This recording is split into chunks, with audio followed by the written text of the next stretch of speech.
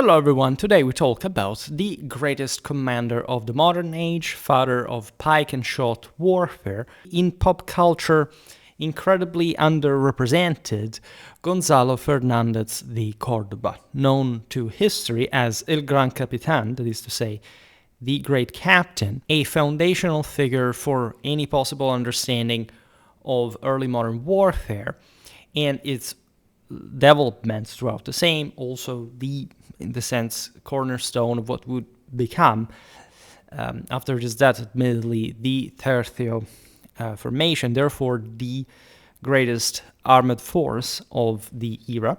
We'll have to make more videos about especially the Tercio in action, because we've seen that, like at least in an organizational sense, we sort of observe some anthropological and cultural aspects of the same, but there is a massive military history that deserves to be properly told. I have more content incoming on 16th century warfare.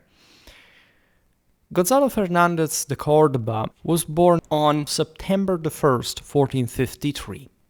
Fateful year, if you really think about it, the one of the fall of Constantinople to the Ottoman Turks and the end of the 100 Years' War. We recently also made a video about another very important date, 1492, and specifically about the fall of Moorish Granada in the hands of the Catholic kings. As we will see now, Gonzalo de Córdoba had a relevant part also in that military operations, because as you will understand better, and I talk about him here and there because we made so many videos about pike and shot warfare, you can find the playlist titled in this way, was to sort of bring in, and this to a degree is not really mythologized, but let's say it's something that would have to go under some more important scrutiny, because at the end of the day, Western warfare was fairly uniform, but the idea is that the Spanish brought into a greater proclivity to combine armed tactics, the idea especially of infantry potential historically being unlocked by the militarization of the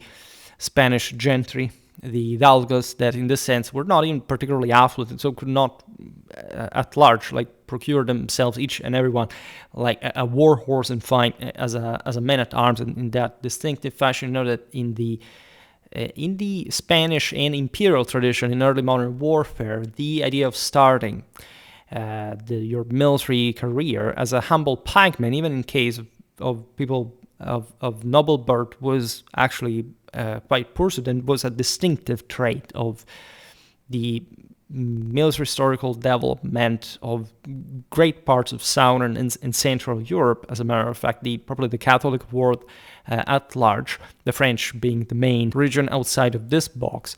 What I think is that the Spanish had at this point not just began to complete their sort of process of statalization and of complete reconquest, at least in a directly territorial control sense of the entire Iberian Peninsula, while fighting against one another for a very long time, so employing already historically lots of resources, but in this sense, being able to unlock these forces in an age of great tactical innovation, great change, that rewarded this predisposition for military lifestyle that at least the hidalgos class had. And this is to be seen also among the conquistadores and beyond. In any case, it took really the genius of Gonzalo de Córdoba to bring this to full fruition, because essentially pike and shot warfare will not just dominate early modern warfare, but will be essentially the prerogative,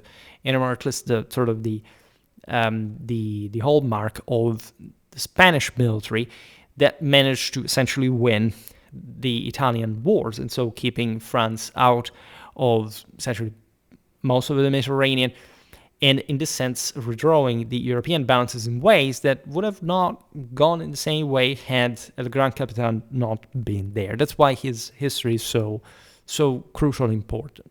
And Gonzalo's life, by the way, and even military exploit are not overwhelmingly documented by scale. This is a problem, historically speaking, when we have to assess, at least when in the phase of disclosure, we have to make people understand why this was the greatest commander of the modern age. right? And or how he created Pike and Shot warfare. This will be clear when we will make individual battle videos, as we usually do, with thorough research, properly evolved primary sources for even a degree of original reconstruction, because there are some things that can always be opinionated. It's important to interpret the sources. Every historian has sort of different approach, if anything, to different aspects, but we'll see Cerignola in particular. Cerignola is the moment in which Pike and Shot warfare is born, right? And from there will remain for good for essentially almost a couple of centuries, because as we've seen also in the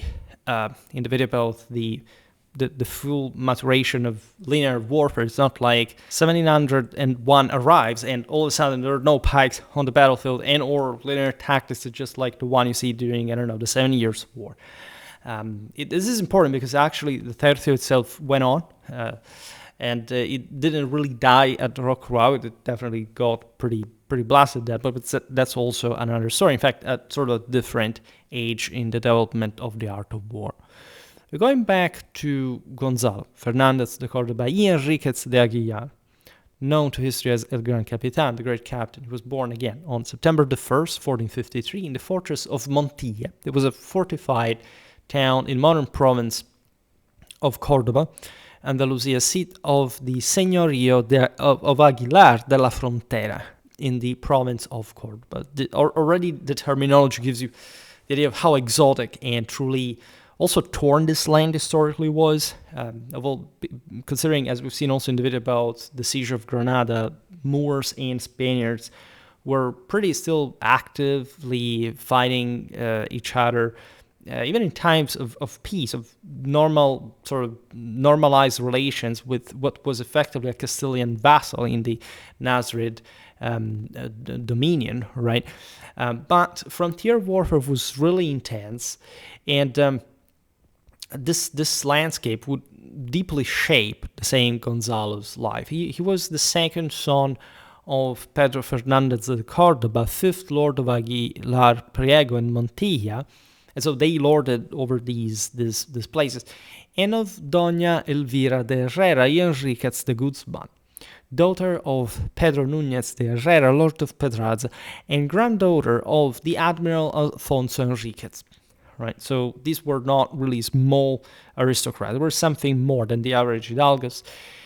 His mother was a first cousin, in fact, of Queen Juana Enriquez, Queen Consort of Aragon, and mother of Ferdinand the Catholic, the future King Ferdinand II of Aragon, who reigned between 1479 and 1516. So even the blood here, the sense of or the ambition, right, the entitlement to a degree that these noble houses had was really part of the sap of Gonzalo's making that, however, would have never been enough without his own spiritual commitment. The marriage of Ferdinand to Isabella I united, as you know, the crowns of Aragon and Castile, dynastically, not statally, because that won't happen until essentially the 18th century. And so, however, they created what we call the Kingdom of Spain, that, again, didn't even technically understand. Remember that at this point, the only institution that Castile and Aragon had in common was the Inquisition, thanks to the papacy that worked a lot to stabilize these Iberian kingdoms that, as we've seen also in different videos about, for example, the 100 Years' War that had just ended, and so on, were a bit backward in organizational terms, in terms of political, again, stability. And this was a problem because they would spend also most of their time clashing against one another, and maintaining an adequate balance in the peninsula was also an international business, right? And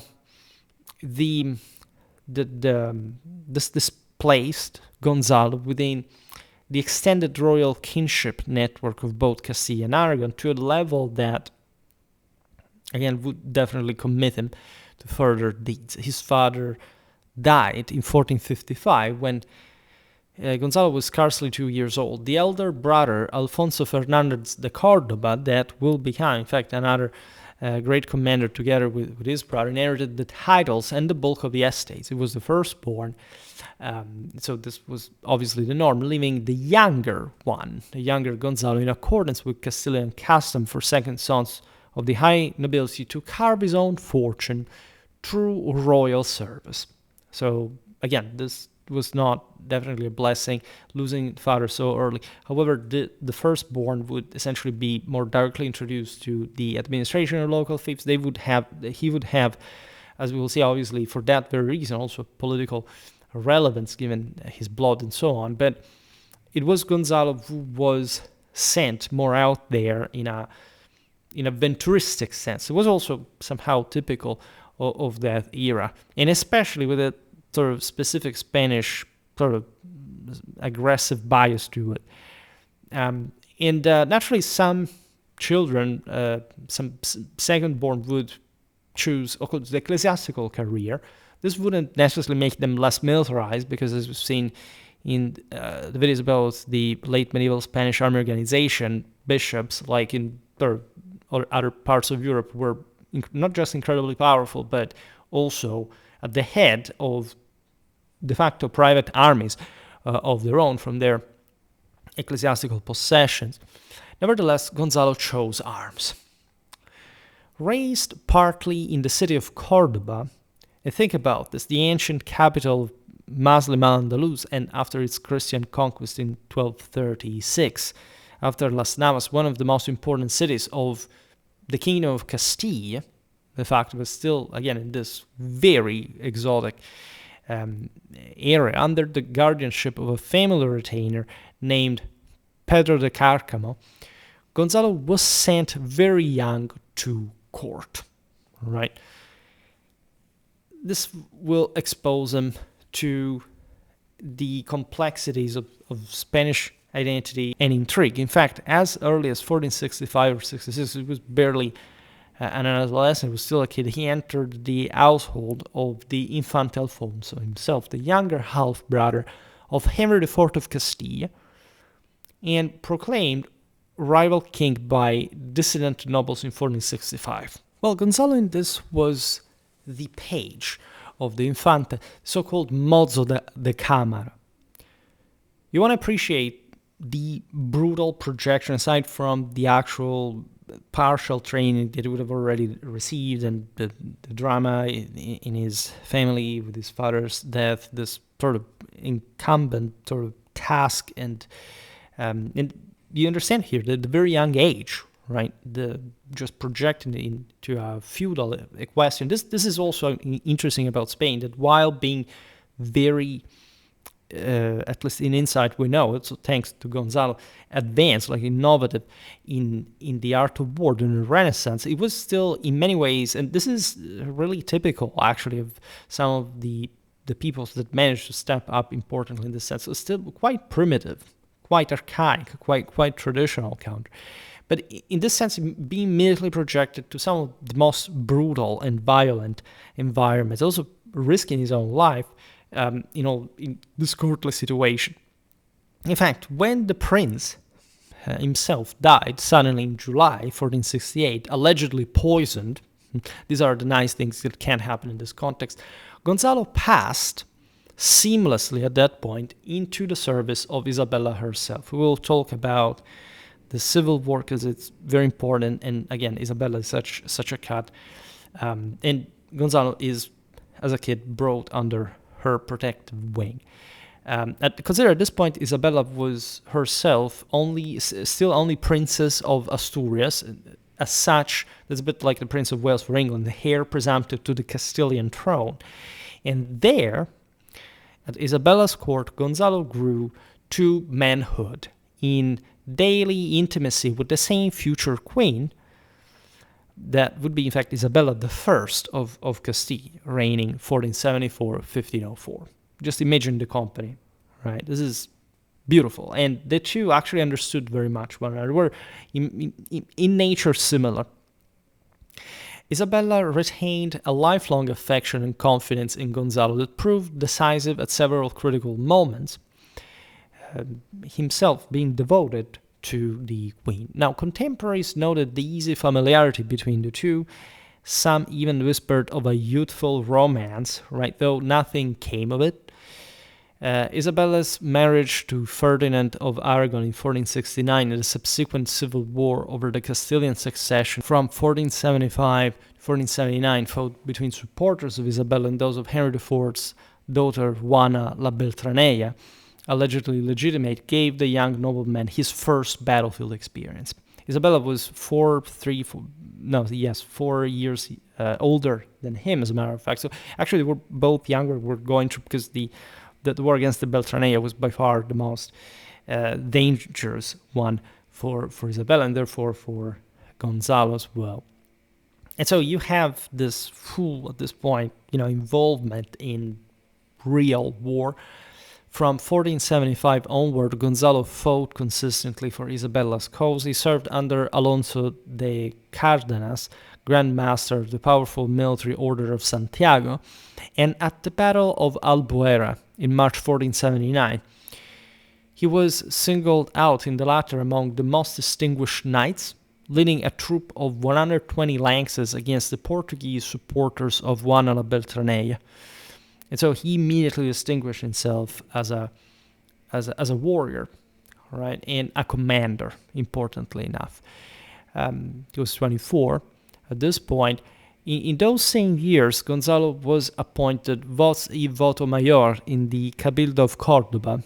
That is an honor reflecting both recognizing his status and tying him more closely to municipal power. So basically, this was, as you understand, a Cordoban magistracy, and given that he was also native of the land, he was heavily involved because of his political connection to the local government as well. This man, remember, as noblemen since sort of antiquity, the point was you had serfs, you had land, you had cattle, you knew how to administer people. All right, you had to command. You knew how to, say, beat the disobedient, how to inspire, how to command, how to have others relying on you. This was an incredibly important training. Now, at that point, Gonzalo married his own cousin, Isabel de Montemayor, daughter of the Lord of Carpio and Alcaudete. She died, however, within a year, giving birth to a stillborn son, quite dreadfully and as typically frequent at the time. And that's also how life can beat you, right? Harder than even a Castilian mace on your full plate armor. Now, as a wedding gift, Gonzalo's brother had granted him the Alcadia of Santaella. So this is another lordship, adding to his own power, his own estate. But shortly afterwards, Gonzalo fell into the hands of his kinsman and rival, Diego Fernández de Córdoba y Montemayor, the first Count of Cabra, who imprisoned him in his castle. Only the direct intervention of Ferdinand and Isabella in 1476 secured his release. There were open feuds all across the Spanish establishment for all the most disparate reasons, yet still all one with the general sort of national, even international situation at the time. That's where we get also to the Granada War, 1482-1492. Again, I recently made a video explaining that, not quite in great strategic detail. It was more like the meaning and times of the War of Granada. However, here Gonzalo will get like his chevrons as well. He displayed his own, so he confirmed his own military reputation. In this 10-year campaign, by which the Catholic monarchs conquered the last Islamic kingdom in the Iberian Peninsula, the Emirate, the Nasrid Emirate of Granada, made Gonzalo's own name. He first drew attention at the siege of Tayara, Huetor Tayar, where he improvised a protective mantelet from house doors lashed together so that sappers could approach the walls under cover. This is more like a technical logistical skill. Of course, it's elementary that you want to create mantelets during later 15th century warfare. I also made some videos about pavises at that time and more, as mostly those types also fixed pavises rather than the more common type that we will see also from the previous generation. And this was just brutal warfare. Again, so there is all an anecdotal body about Gonzalo that obviously sort of crown him for his acumen and so on. So, but it's from these details we have to understand like just the experience that he got all throughout, and how and why he became who he became further, right? Especially in Italy. Now at Iora, during the same campaign, as we've seen, was very complicated. Lasted years. There were truces, but sort of renewed itself, increasingly involving the Castilian forces in particular. Gonzalo led the escalade in person, which was also very much in line with the men-at-arms kind of stormtrooper character. This is still very medieval type of warfare. Yes, there is artillery around, but it's difficult to carry it across the Sierra Nevada. There is still a lot of horse archery, stuff like that. So that's the typical moment in which the knight still leads. And that tells you also how relatively backward, especially this part of Spain really was, for many reasons. We will see it better in other videos about medieval Spanish warfare. But still constituting, again, like the theater for one of the major operations of the era that was simply substantiating the increasingly stronger, at this point, Castilian and Aragonese forces, that's Spanish dynastic union. At Montefrio, a mountain stronghold dramatically depicted by José de Madrazo centuries later, Gonzalo was the first man over the battlements, which also entailed a pretty important reward, fame, honors. This was just like a massive warrior. This was an age, if you think about Chevalier Bayard, Giovanni delle Bandere, we will talk about all these figures that still embodied, in case of Gonzalo de Córdoba, not dramatically, but still he had his own bitter moments, as we will see. But this transformation from a medieval to a modern warfare, but it's still, again, Gonzalo created the latter. So at this point, he couldn't be in what would have later been his own creation. It was still medieval warfare. Sword in hand, under a hail of stones and arrows. That's what men-at-arms had to do during sieges. At Loya in 1486, Gonzalo accepted the surrender of Boabdil himself.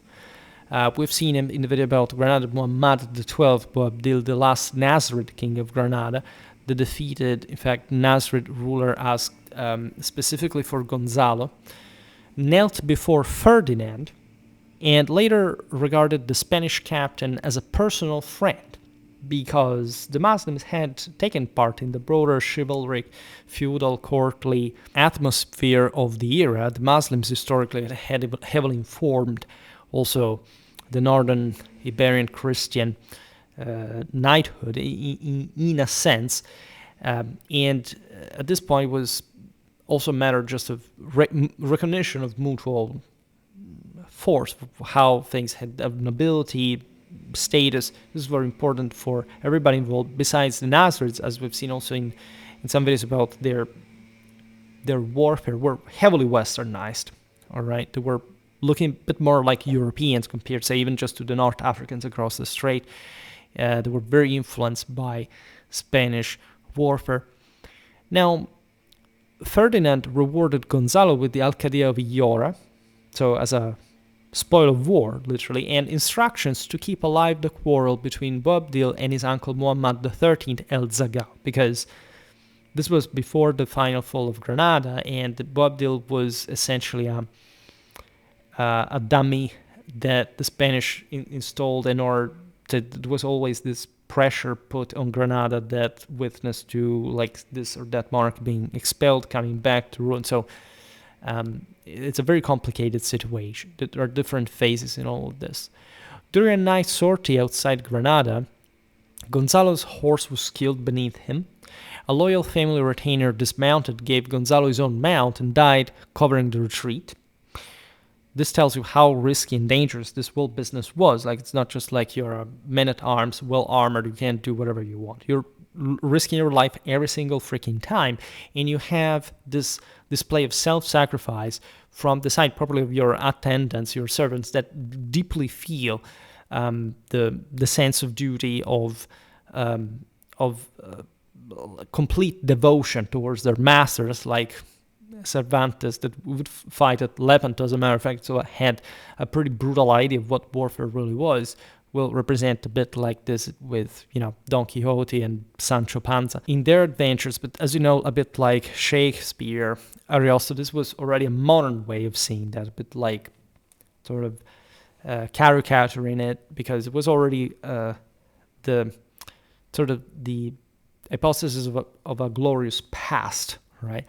But as you've seen here, Gonzalo will have surely remembered, also during his moments of highest glory in southern Italy, the sacrifice of his servant who had saved his life.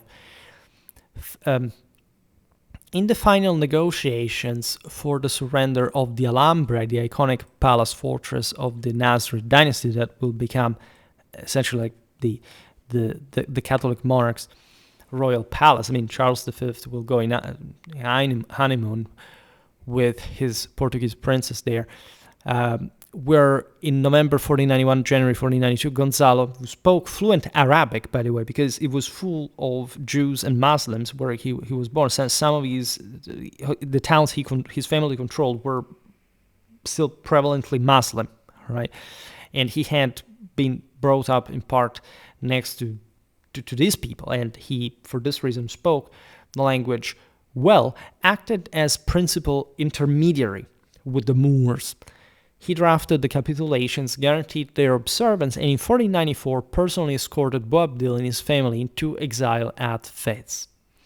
This is extremely interesting because it shows how deeply trusted and respected Gonzalo de Córdoba already was at this point among both Christians and Muslims, almost El Cid of his time, even though that's sort of very different context and relation with the Muslims in particular.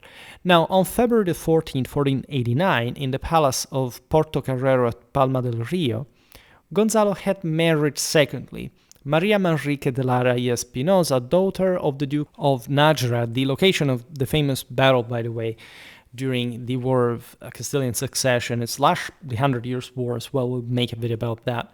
And at that time, lady in waiting to the same Queen Isabella. So always Isabella recurring as a trait d'union here. The couple had two daughters, Beatriz, who died young, again, dreadfully frequent as well, and Elvira, eventual heiress to all Gonzalo's Italian titles and estates. We turn page to the theater that will make Gonzalo probably the founder of modern warfare and will make him earn really a very high place in the firmament of great commanders. I also have something in general about the Italian wars. I mean, Gonzalo de Córdoba is the factor and mostly about it. When Charles VIII of France descended into Italy in 1494 to claim the Kingdom of Naples, beginning the Italian wars that would last until 1559, a request based, as you know, on the Angevin legacy of the southern Italian kingdom. Just recently made a video about King Robert, the greatest Neapolitan monarch. Ferdinand the Catholic assembled an expeditionary force at Cartagena and Alicante under Galceran de Requesens, Count of Trivento and Captain General of the Sicilian Galleys. Remember, the Crown of Aragon had the viceroyals of Sicily, Naples were two different things. It had Sardinia, plus Aragon, Catalonia, and more, the Balearic Islands, Valence, and so on. And that's the composite nature, especially sort of the federal profile of the Catalan empire, can't call it. Gonzalo came from the more feudal, continental, interland world of the Castilian crown. Gonzalo received command of the land troops during this expedition approximately 600 Spanish lances, many of them light jinetes, as a matter of fact. So, as you know, the lance was the heavier man-at-arms, and then he had his regiment, so it's consistent cavalry force as well. The fighting alla jineta was quite, as you know, distinctive of the still Spanish warfare this late in time.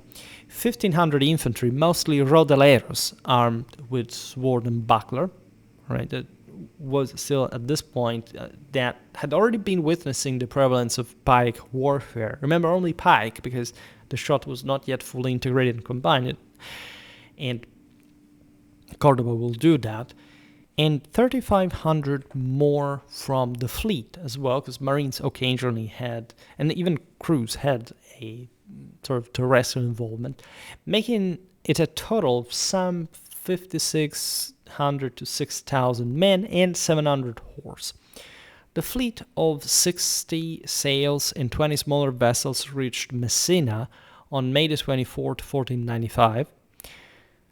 From there, they were to reach the Italian mainland. The royal Neapolitan family of the Aragonese dynasty that had ruled Naples since 1442, with Alfonso V, was already there in exile, as a matter of fact. And Gonzalo crossed to Calabria, took Reggio, opposite Messina, the strait, without resistance, and advanced inland. All right, because this area now was French. Charles VIII had seized it. There were naturally, the Kingdom of Naples was enormous and quite difficultly controllable even by the Aragonese who have been ruling there historically, especially in the hinterlands. So there were all pockets of pro-Spanish resistance and de facto feudal system that supported that. So the French had a tough time as well, and Cordoba had therefore some support from the mainland itself, as scattered and broken as it had been after Charles VIII's invasion. There you have, and here we're going very simply on some very, very important battles of the era that we will see again in better detail. That's where Gonzalo de Córdoba achieved his greater fame. All right, at Seminara in Calabria on June the 28th, 1495, the Allied army of some 8,000 men against Gonzalo's urgent advice was drawn into open battle by King Ferrante II, that is Ferdinand II of Naples, son of Alfonso V of Aragon, and shattered by 800 French gendarmes, that is to say, men-at-arms, and more in particular the French way, the heaviest cavalry in Europe at the time, and 800 Swiss pikemen that routinely made up the French infantry components, mercenaries, under Baron Stuart d'Aubigny. If you're interested in the developments, especially of a native French infantry throughout, especially the later Italian wars, I made an entire video about that. We also talk a lot about the Swiss. All right. The Neapolitan militia fled. Seminara was disastrous. Ferrante barely escaped, and Gonzalo, at this point, while shattered, did not really lose his nerves, because, as we've seen, he had quite some of that. It conducted a desperate rearguard action that saved part of the army's retreat. This was the only battlefield defeat Cordoba ever suffered, and it burned itself into his memory. This battle also showed how, evidently, the Spanish, regardless of their power, were not necessarily the most advanced army, that their tactical system was still essentially medieval. The French had beaten them, after all, on that basis. Very strong cavalry, also best cavalry around, feudal, the gendarme, best infantry around, the Swiss Reisläufer. As a consequence, how could you beat them at this? But this was a major disaster, by the way, because not just the French had successfully seized Naples, but this other attempt of Spanish reconquest basically pushed the latter back across the straits and shattered their morale. This is, however, a bit like, Scipio after Cannae. He was among the survivors. The same goes for Trebia back in the day.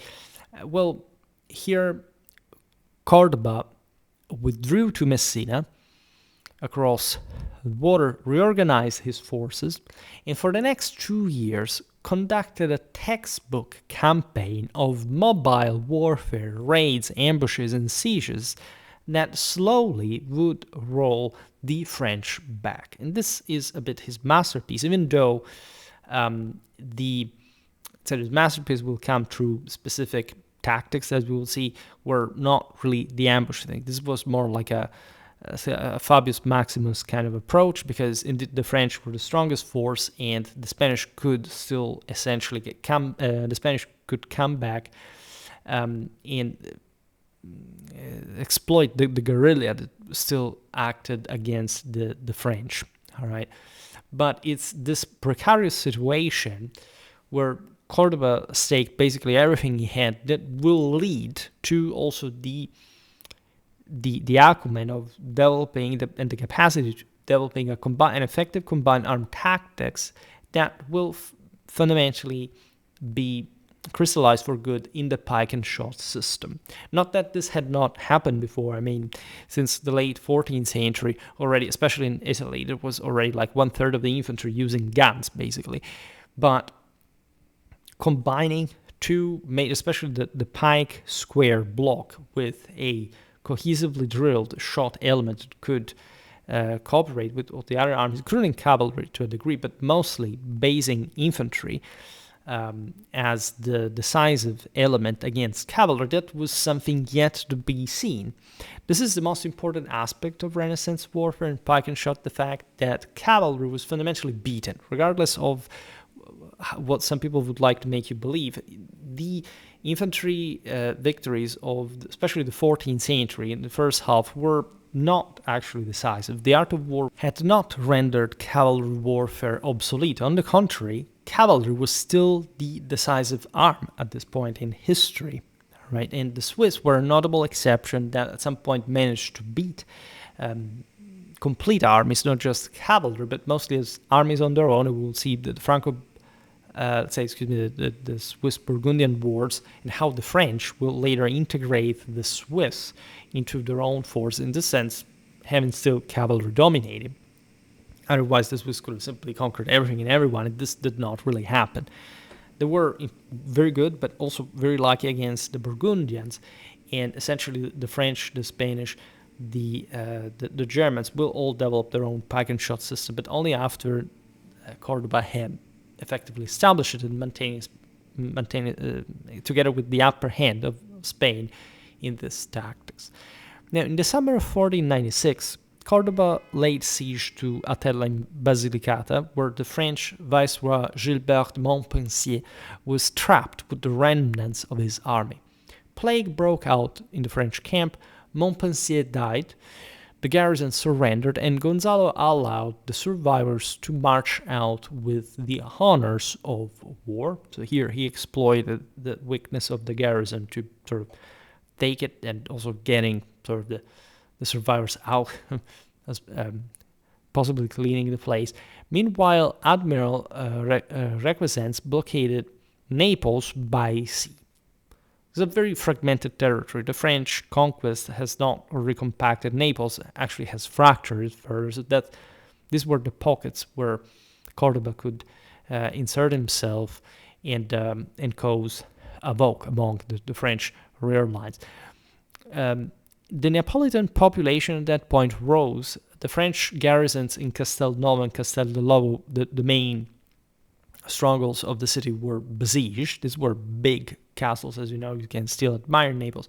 And the city returned to Ferrante II as a consequence. In March 1497, at the urgent request of Pope Alexander VI, the notorious Borgia Pope, 1492-1503, Gonzalo marched on Ostia, the Roman port held by the Biscayan corsair Menaldo Guerra under French colors.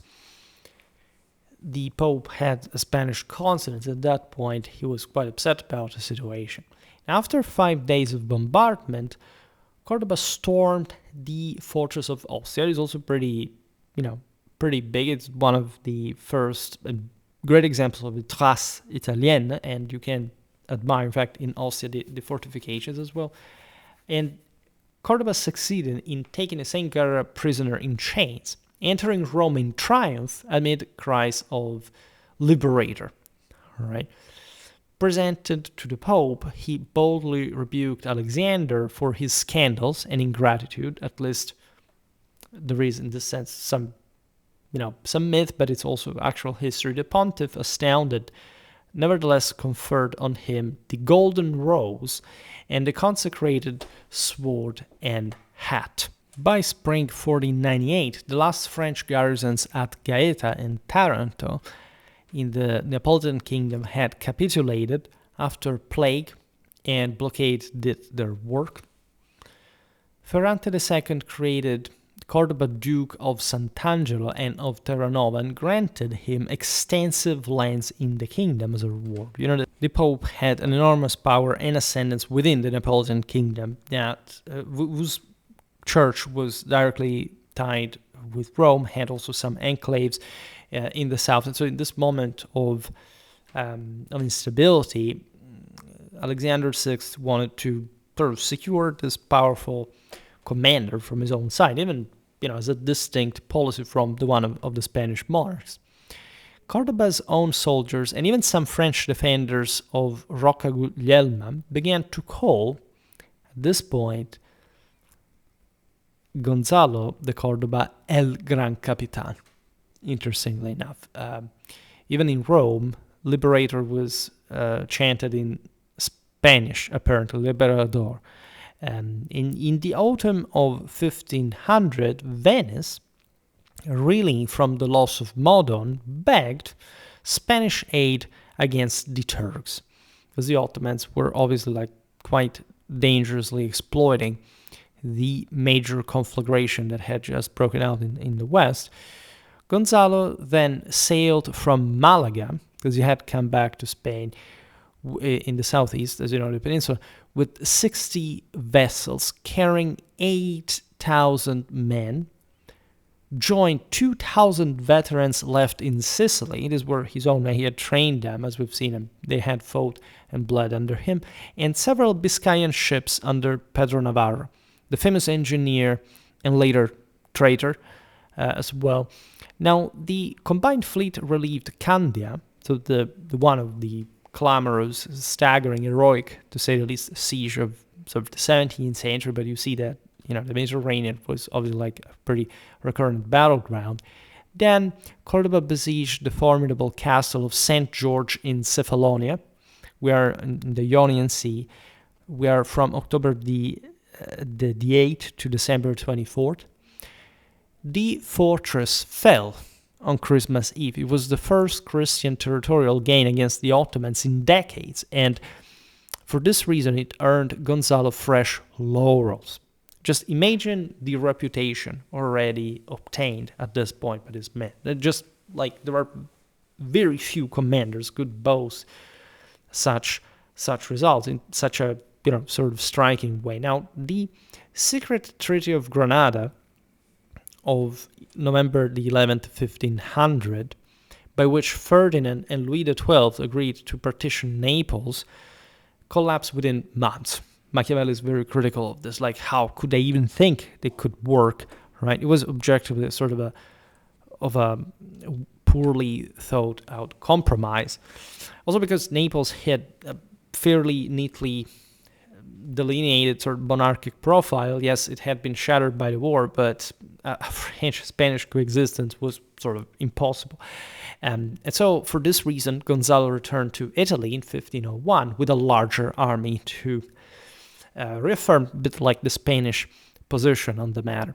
He seized the major port of Taranto that we have recently covered in history, made a video about the Bohemond, the first crusade hero, and how the Principality of Taranto had been bombed. We also made a video about the British raid on Taranto in 1940 that also inspired the Japanese as far as Pearl Harbor will be, how it would be carried out later. And that is probably the best port in the entire Mediterranean. That's where NATO controlled the entire sea throughout the cold. It still does, by the way. with 3 concentric, let's say, internal seas as gulfs. It's something incredible, even with depths of kilometers in the larger one. So the most important port, strategically speaking, in southern Italy, and this was successfully pulled off by the celebrated feat of hauling 20 light vessels overland from the outer to the inner harbor during the night.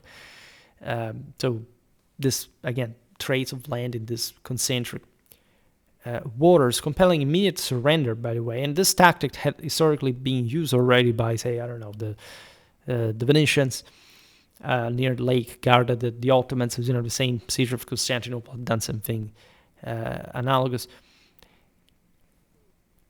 El Gran Capitan did this too. By mid-1502, the Kingdom of Naples was divided, but border disputes soon flared into open war. Right, heavily outnumbered, Gonzalo withdrew to the fortified port of Barletta on the Adriatic, where for 9 months, September 1502 to April 1503, he maintained a brilliant active defense. Raids, ambushes. There is also the famous chivalric duel of the 13 Knights, the challenge of Barletta, where essentially you have this group of knights, one French, one Italian, that essentially battle against one another to determine who was the greatest. And the Italians won over the French. So they basically, this had started from a challenge from the fact that the French said always the truth. Of course, they said that the Italians were worse, and instead the Italians bit them. And so the French had to consent that, even a French nobleman can be wrong sometimes. This is very interesting because the Italians were larger. These were some of the best condottieri of the era there under Cordoba, interestingly enough.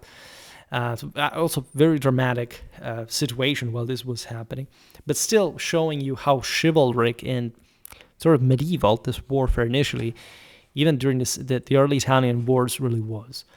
Then you have the surprise capture Ruvo of Apulia on February the 23rd, 1503, where Jacques de la Palisse was wounded and taken prisoner after 7 hours of street fighting led by Diego Garcia de Paredes and Pedro de Paz. In these scenarios, especially urban warfare, you understand how the rodaleros would come useful, because pikemen in the city streets did not really work, like at least the formation was impracticable. So there's a lot of hand-to-hand fighting, again, very also individual clashes. And you have this men-at-arms distinguishing themselves boldly and with sort of coup actions like bloody hand-to-hand fighting. Reinforced at last, Cordoba marched out and on April 28, 1503, fought the most famous battle of Cerignola. I know that to many people it is not, but let's say if you know literally 2 cents about, how pike and shot warfare was born, about Cordoba, you know that Cerignola is the battle. Not even the most important in other, political, strategical terms, but tactically wise. This battle was fought on a low ridge outside the town. We will see this again in greater depth in a dedicated video. And Cordoba, entrenched behind a ditch and vineyard, placed 1,000 arquebusiers forward in sheltered positions, backed them with German pikemen under Fabrizio del Carreto. So you have this beautiful European melange, Spaniards, Germans, Italians. It's very important to stress here that the marriage between Philip the Fair of Habsburg and Joanna la Loca, the daughter of the Catholic kings, had already been consumed. So there is already an Habsburgic Spanish alignment, we can say. The future Charles V had just been born like the previous February. So just bear in mind even the times, the places, and so on. And so you have this interesting dimension. So the Spanish did bring a bit more of a flexible dimension. The Germans, the Maximilian of Habsburg had already created the Landsknecht, and I have an entire video about them. And so you have this pretty tough, like closely packed heavy infantry model, by the way, on the Swiss, that were the great enemies. There's firepower. There are these Italian condottieri also, serving the Spanish. in command of the various detachments. And you have also 20 guns that Cordoba places on the flanks of the formation. So it's a very interesting deployment because it has some in-depth defense, it has some essentially field fortification, and it's mostly infantry, right? The French, 9,000 strong with 40 guns, so at least in terms of artillery superior, as we've seen, the Spanish had this thousands of gunners instead that were, to be now employed in concert with the pikemen, attacked impetuously. And with their usual French tactics, in fact, their gendarmes charging in, right? Which, regardless of how people think, almost this meme, like the French were dumb, were always charging with heavy cavalry and trench defense. That's how it was done at the time, all right? It was not wrong. They came very close to winning. It was the right thing to do. It was not even just because of Cordoba from the other side. Well, in this case, you can't imagine Cerignola being exactly the death of cavalry, at least as probably the primary arm. This is that important of a watershed. It wouldn't even be through all times, as we've seen also in the wars of the peasant revolt in Germany in the later decades. There were parts of Europe that still continued going on medieval. Like there were the Lorrainese that had even as many heavy cavalry as infantry mowing down these peasants with sort of pikes and stolen guns, and it was the same. So it's always about the strength from the other side. But here we see a lot of sophisticated combined arm tactics, terrain exploitation, and that become altogether the tip of the balance. And so combined arms, in that sense, becoming decisive. And the French had also other arms operating, but not in that concert. And their heavy cavalry foundered in the obstacles. The Duke of Nemours was killed by an arquebus ball within minutes, and disciplined volleys followed by a counterattack annihilated the army in less than an hour. Nemours was shot in the head, or in the eye. Like, you have this brutality, this was not new, but there are lots of people, as we will see now, also with the Battle of Ravenna in particular, that became a bit the symbol of dying knights at the hands, especially of firearms. It wasn't about firearms mostly, it was about pikemen, right? And because those were the most important arm. But the combined arms of pike and shot, in fact. And the French left some 3,000 to 4,000 dead. This was a plain butchery, and Gonzalo's tactics proved not just decisive, but incredibly lethal, and probably writing a completely different page in the annals of military history. By the way, the chivalric background is still pretty much there. This noblemen greatly estimated one another. In their view, that was the most important thing in a political context. In fact, Cordoba personally recovered Nemours' body and gave him honorable burial. There were some among the noblest individuals in Europe, as we've seen. And it was the first battle in the old continent won decisively by the pike and shot connubium, so with small arms fire, and the moment where probably the pike and shot system demonstrated its supremacy with this impassable infantry formation, the pike wall, so to say, and the support of the arquebuses. Pursuing without pause, because strategically I think was evolving, that massive French force annihilated, opened great paths to Cordoba. Gonzalo entered Naples, once again on May the 16th, 1503, amid wild rejoicing. The remnant French army, first under La Tremoille, then Francesco Gonzaga, finally Ludovico di Saluzzo, retreated north of the Garigliano River. As you understand, of course, there were different Italians from both sides. And where both armies endured 6 weeks of malaria, rain, and mud.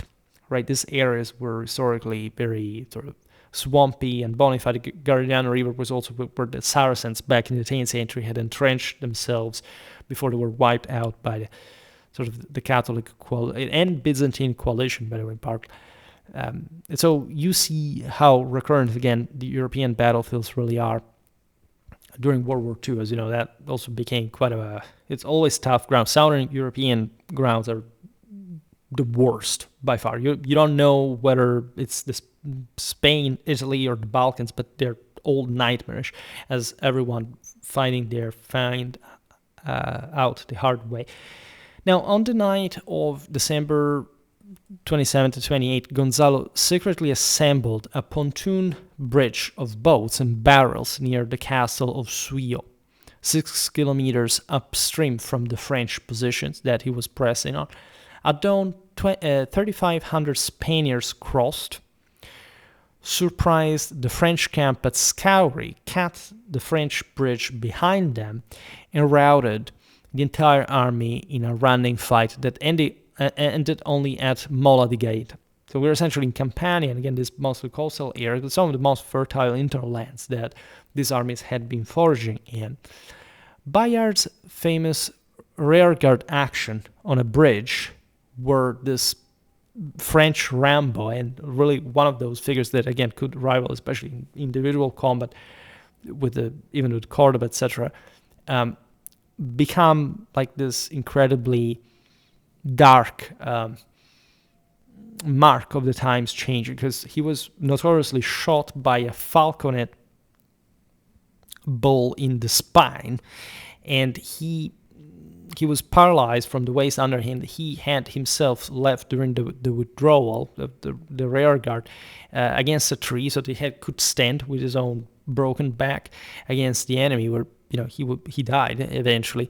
But it shows you like the massive attributes of men living at the time. It's something completely inconceivable, even in the magnitude of this. Like, it's not like these things do not happen in contemporary warfare as well, but by moral integrity, there's something about men literally having done the impossible and dying this very specific ways. The Romans were really right. Every person dies in a quite peculiar way, right? That shows how they had lived. And Bayard's death was, again, great part of the end of an era. It's not, in this sense, surprising that it was part of this broader campaign. In fact, his action, by the way, saved part of the French forces, as I was saying, but the battle destroyed, in any case, French power in the Neapolitan kingdom, strategically. Gaeta had massive stronghold, especially with an exceptional geographical position, protecting the yard, capitulated on January the 1st, 1504. French King Louis XII recognized Spanish sovereignty of Naples in the Treaty of Blois, where in 1505 massive chapter concluded thanks to Córdoba. From 1504 to 1507, Gonzalo ruled Naples himself as viceroy on behalf of the King Ferdinand, as essentially with almost royal authority himself, because that was in any case like the institutional profile that the Aragonese had given to these various Mediterranean realms they had collected along the way. On this occasion, you can appreciate Cordoba's political intelligence, sort of governance capacity. He pacified the baronage, that was arguably the most difficult thing to do in southern Italy, reformed justice and taxation, rebuilt fortifications, and dispatched the famed Cesare Borgia, the former papal condottiero and son of the same Alexander VI, captured after the papal election of 1503. We'll have to make a video about Cesare Borgia. Cesare Borgia, that was dispatched as a prisoner to Spain. Borgia later escaped and died at Viana in Navarre, as you know, during a siege. And that gives you, again, a dimension of this man's life. Borgia's attempt to create a state for himself in northern Italy is also very interesting from a military point of view, backed by his father and so on, but it was to an extent perhaps an overblown, also historiographically speaking, enterprise. But it sort of encapsulates well the sort of unprejudiced mentality of the time, in fact, Machiavellian mentality that the two sort of were being close and in general well illustrated, not just by the brutality of the warfare at the time, this stepping up again through this combined arms fashion of fighting, as essentially like wiping out an entire world, or at least starting to wash it away in modern terms. But in fact, in the very mentality, in the political theory, in the historiography, in the events themselves, this will lead also in part, at least the world was changing for the worse. Think about the Reformation later on, and the endless amount of wars that from Italy, by the way, will radiate, as you know, pretty much all over the rest of Europe.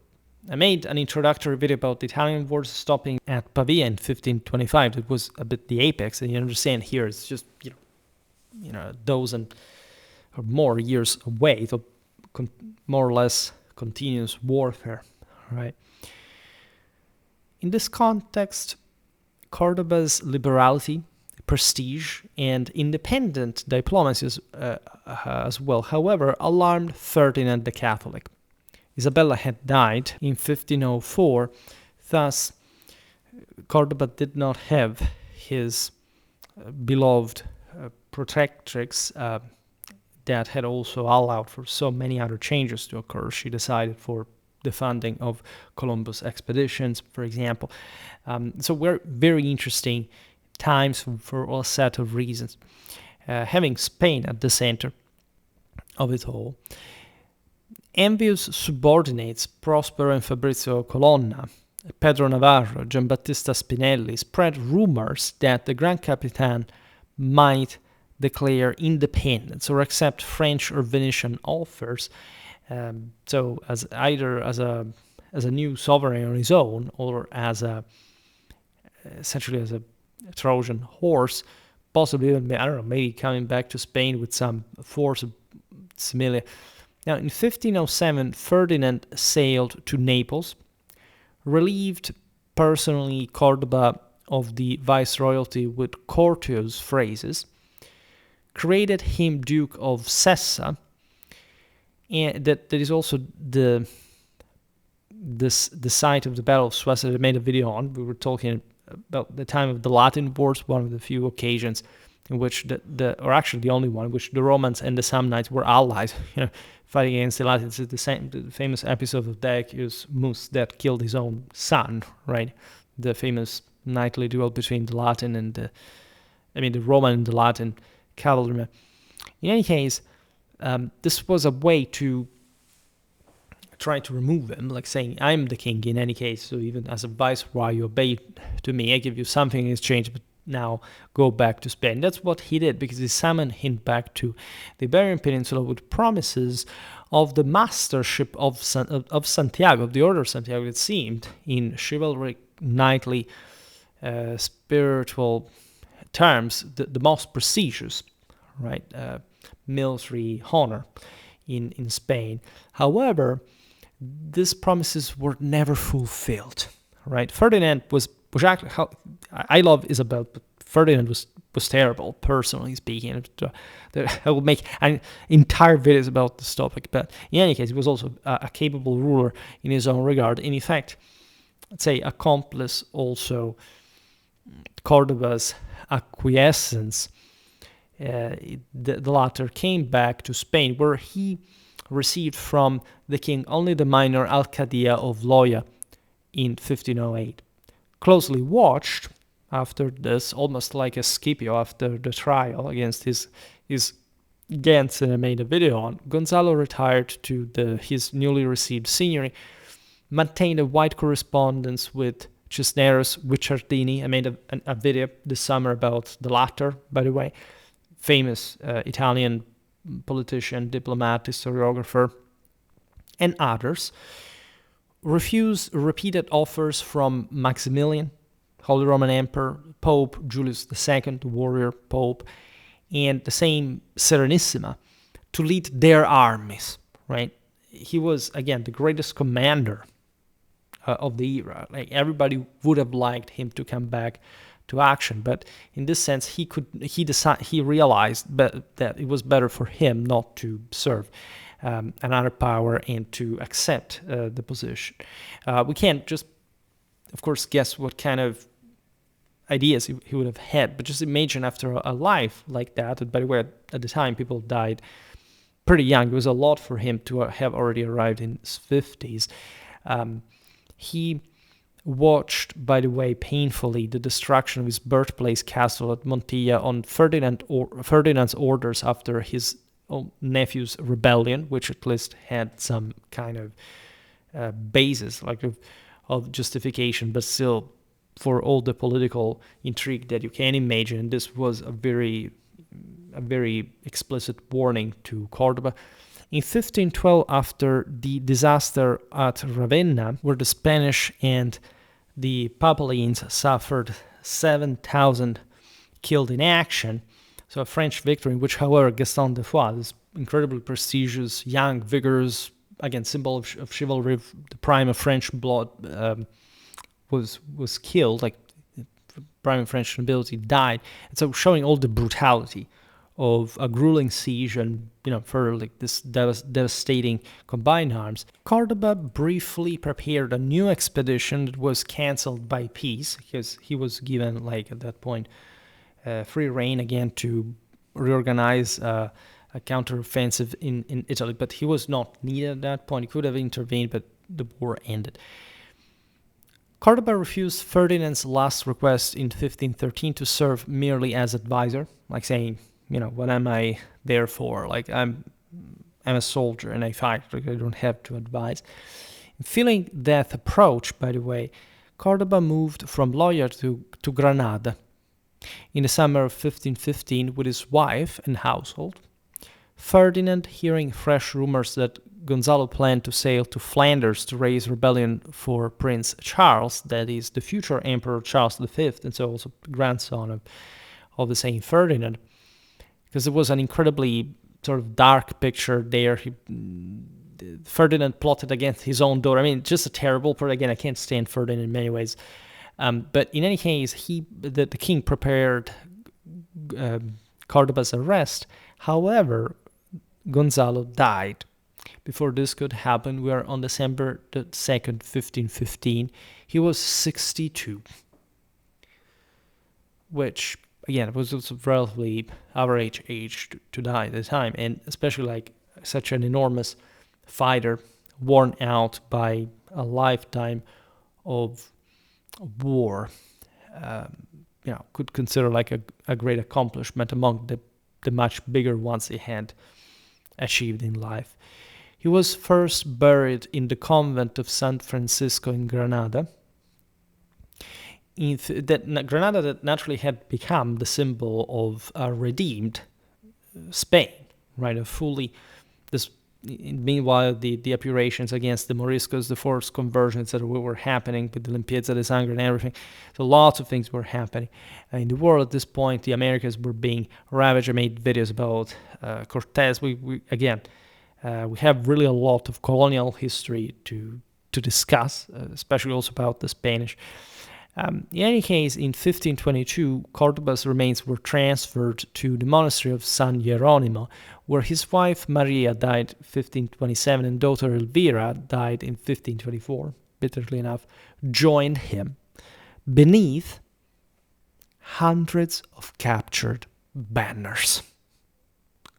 Right, the symbol of the imperium itself historically,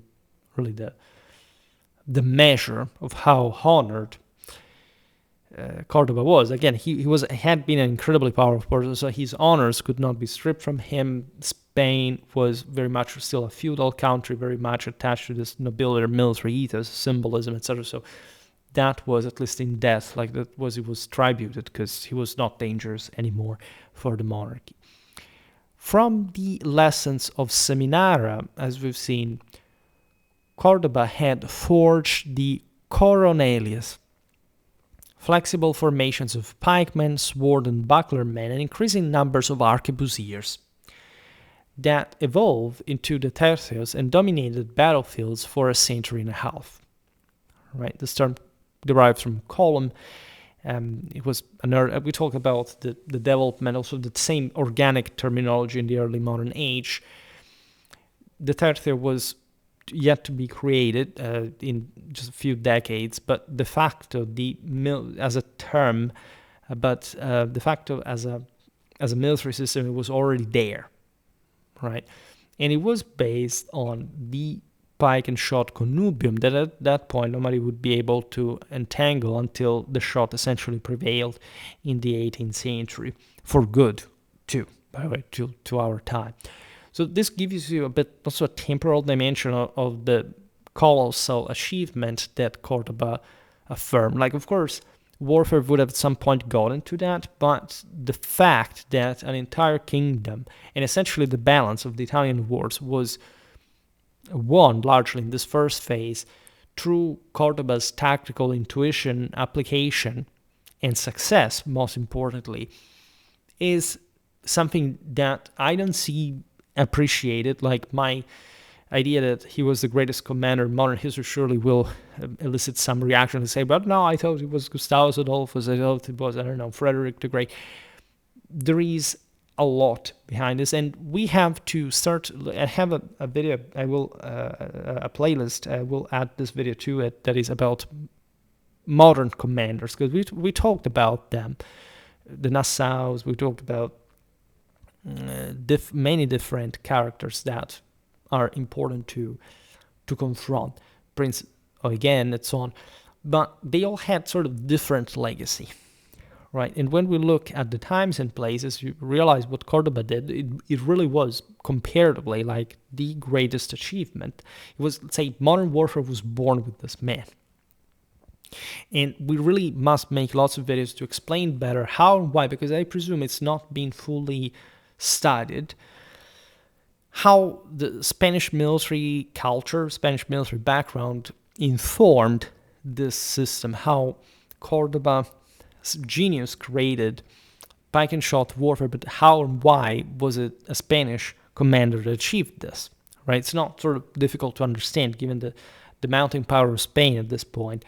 However, it was not to be given for granted that this would happen, and it's difficult not to perceive the relevance that the Reconquista had in the level of flexibility, infantry base kind of mentality. And Croatia is also just brutal kind of warlike mentality, scattered, in fact, among people would, even gentlemen, as we've seen, that however were habituated to fight on foot. A fashion, as we were saying at the beginning, will actually spread across the imperial armies of the Habsburgs in Spain and in Germany as a hallmark, in fact, of not just bravery, but military logic for the time being. Cordoba integrated infantry, cavalry, artillery, engineering, as well as we've seen at Cerignola with the ditches, the palisades, and naval power into a single system as well. This was not merely a tactical thing, it was a strategic thing. Like, there are many details about the various battles we listed that would make you really... some were won just because of disembarked crews, right, to stiffen the numbers. Cordoba fought against some of the fiercest enemies of his time, the French army in particular, the Swiss infantrymen, the Ottoman Turks in the Aegean, as we've seen, the Italian condottieri, the Moors as well at Granada, as we've seen, and in a sense against the same Spanish within at least the political rivalries that had forged him since his early courtly exploit under the powerful Isabella. Powerful as brave and beautiful, frankly. I think she was really a great woman. She had really massive nerves.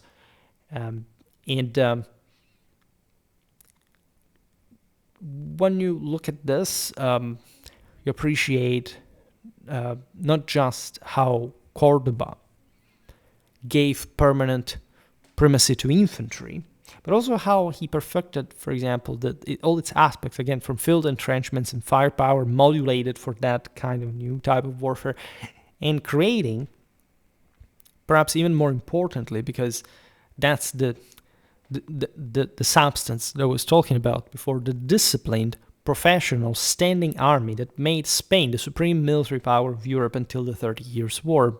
We'd like to stress that the tercio formations will actually be volunteer troops.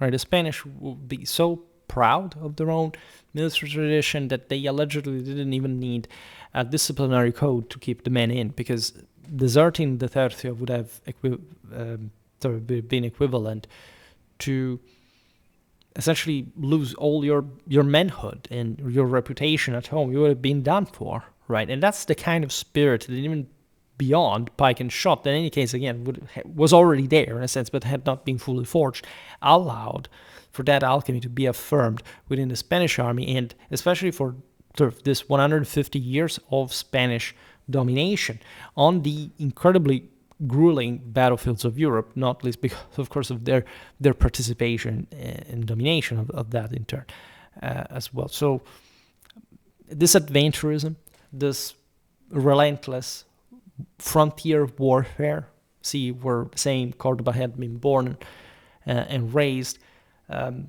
of literally several hundred years of Reconquista, had shaped the Spanish mentality in ways that were simpler and rougher than the other Europeans, but that especially in their lower nobility had properly instilled this sense of self-sacrifice, of motivation, of holy war, of expansion, of properly an idea of having unlocked some resources now were to create, literally, as Charles V will say, rightly say, an empire where the sun never set across the globe. So this is what we see from Granada to Naples to the Americas. An incredible motivation behind this rise of the Spanish that is perhaps really very underappreciated. In fact, on Schwerpunkt as well, I think we have now a playlist about modern Spanish warfare, and I realize that they have a lot of Spanish or Hispanic followers that care particularly about this, and I'm glad, because again, we're gonna expand really a lot on this, and what's best than a video about El Gran Capitan, right? Contemporaries already at the time considered Cordoba the most esteemed captain of the age. Modern historians recognize him as the true architect of modern warfare in a way that is not anecdotal, in a way that would be, again, better understood, especially looking at those battles, especially what the Spanish had at that point in their hands, as we've seen also with the Germans, the Italians, and that kind of Catholic axis that will sort of hold. Also, again, in an era of, the same French Catholics, siding with the Ottomans, but that idea of the empire, right, that the Habsburgs will hold across Europe, and that not just had sort of the best military, but was really capable of changing the world as such. Like on those battlefields, the enactment of such tactics are not random, are not sort of accidental. They're wanted, they're precise, they're the fruit of a vision, of an expertise, of an experience that you can appreciate only if you look at the military curriculum of Cordoba and the one of all the men that were fighting alongside him, especially from that Reconquista background, and this passage from also a relatively isolated country in Europe, because Spain had, in this sense, you have Aragon, you have the Catalans having mostly these maritime empires. At this point, Spain instead properly enters prepotently with armies on their own, crossing all Western Europe, and really capable of, threatening the same Britain, as we've seen in the series about the Armada and beyond. So it's really that important. Again, I shall make probably more videos about Spanish Renaissance Spanish warfare, not just of the case of the Armada or the colonies. The latter are also very important, but it sounds sometimes like almost just like a spin-off from a British perspective of military history. We have to recover that sense of the tercios and how they fought in Europe, and how they dominated and why they dominated. Right. Also because the entire notion that the Protestants at some point were the innovators and found out the new way to work, it's complete nonsense. It's actually propaganda. We debunked it. Unfortunately, it's still very common to believe, but if you look at the armies of of Nassau especially, like they didn't even ever dare meeting the Spanish in open field, not even at Newport. It was an accident, right? Maurice of Nassau did not want to engage. He also had a very strong argument against the Republican government, but the most important aspect of that is that the Dutch armies were tailored just for that kind of siege and attritional warfare. It's not like they were not good, but they had no chance in open field against the Spanish still at that point. Equally, if you look at the Swedish army of Gustavus Adolphus, aside from the fact that they were created by French money, but the Catholic armies he faced were technically actually still superior. I mean, the fact that he beat them because he had more qualitative forces still does not mean that Sweden had actually stepped up by scale in the art of war. They were still fighting with armies that were now more tailored to take on those giants that the Catholic forces of the Spanish tradition still were. And if you look at how eventually warfare developed, everything sort of fluidifying towards something way more homogeneous, where there is never like that sense of the Protestant school upper hand. I mean, the so-called Dutch school was more like a matter of propaganda than doctrine. And in any case, the Protestant Germans in the north during the 30 Years' War were soundly beaten by the Catholic armies modeled on the Spanish ones. So again, it's a much more complicated history that, however, gained mostly visibility because, again, the Black Legion, the terrible papists and so on, but actually, like, we're looking at still like the most advanced. And what is interesting about Spain is, by the way, that even though they had enormous power, they weren't particularly advanced. Like, even if you look at the population density, that at the time still meant something in terms of broader international power, they were scarce, right? Italy, for example, is the paradox. Like, very rich, very advanced country, the most technologically advanced, together with Germany. In any case, at this point, Italian being the language of modern Europe, way more populated, but say hegemonized by the Spanish that are more warlike and or managed to broker with the Italians this balance, right? That in any case witnesses the siege of Naples, but also and especially Milan, and a few other strategic outposts, but most Italians actually remained independent and or autonomous on their own, and including actually in the Spanish-dominated areas. But still, like, you realize that Spain properly redrew the international balance of power. Internationally, was by far the greatest force out there, especially with the precious metals from the Americas. It managed to put together like an unprecedented amount of forces that were really pioneering the Western art of war, and were second to none. Right? And Cordoba started this, and this is the most beautiful aspect of it all, right? And from their side, the French could have won the Italian wars had they invested in some kind of military reform, had they created native infantry as opposed to rely on the Swiss. But what kind of aristocratic feudal country wants, in that sense, historically relying on this ultra elite of heavy cavalry, not like the Spanish hidalgos, who were sort of more popular in nature, to arm the vast masses of the Atlantic plains of France. Like, they feared revolution, and with French history, that routinely happens.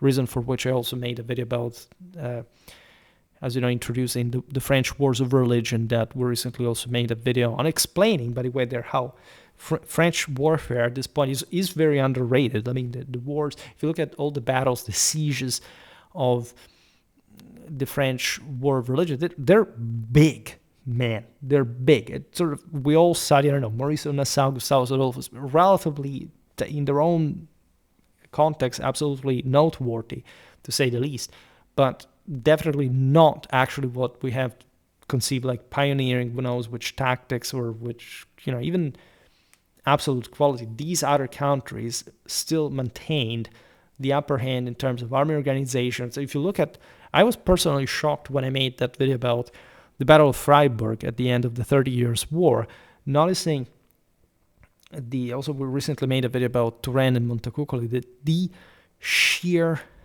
motivation of French infantry already by the age of Louis XIII. I mean, something insane, like storming fortified positions, still being combat combat effective after 1/3 losses. This is utterly shocking. I think there is a lot to dig into that, because I presume, just by my own personal experience also with the medieval warfare, that we haven't really balanced international power ratios correctly. This is by far my greatest intuition, and I believe that there is some sort of vague, again, still incredible bias that paradoxically also true. The deservedly top Anglosphere sort of publications that most provided us with the most comprehensively coherent body of military historical knowledge in the last generations after World War II have not pointed out, have not showed us. And I think that Schwerpunkt always started with this very specific goal of exposing it to a degree. Because I think as Europeans, when we find out how things really worked, we can really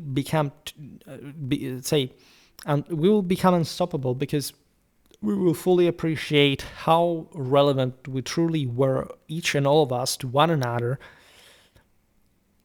in ways that are absolutely forgiving and redeeming for those who understand how the mechanism really worked. And so it's not about the primacy. Again, as I say in many videos, it's very difficult in Europe to find a counter, just maybe a bunch that did not have a peak of historical power. Like they weren't the best something. They all had at some point an empire, major leadership, the strongest armies. We all had that, right? So in general, understanding how or why that happened and how is it possible that we have such a warlike continent, as opposed to seeing alleged weaknesses here and there, making stereotypes of one another, realizing how actually strong we are, especially when we are together in that sense. That's something that we can spend in a way we have never seen before, right? And I'm deeply convinced of this, and this is actually what I could have told you yesterday in the video about the for the 30,000 views. But again, the history of Gonzalo de Córdoba, but as you've seen, is relatively contained, right? It's not like the guy fought 600,000 battles, right? But he fought a lot of them in any case, and what he created in them, what he achieved, tactically, strategically, politically, is immense, right? He's just like a massive milestone in the annals of military history, and he must be considered for his true relevance. That was the one truly the greatest commander of the modern age. Like, modern warfare was really created by him, right? So I hope this was a fairly short video considering the topic, but that's why we have to make individual sort of thematic episodes on all of this stuff individually. I'm really glad that we are covering with this specials, this specific milestones of military history, to have like a solid basis for keeping to pave our military historical encyclopedia, really. For today, however, I stop it here. I just hope that you enjoyed this video. If you did, please share it. Otherwise, leave a like or subscribe to my channel if you're interested in my upcoming content. As always, I thank you heartily for listening to me. I wish you a nice time and see you next time. Bye.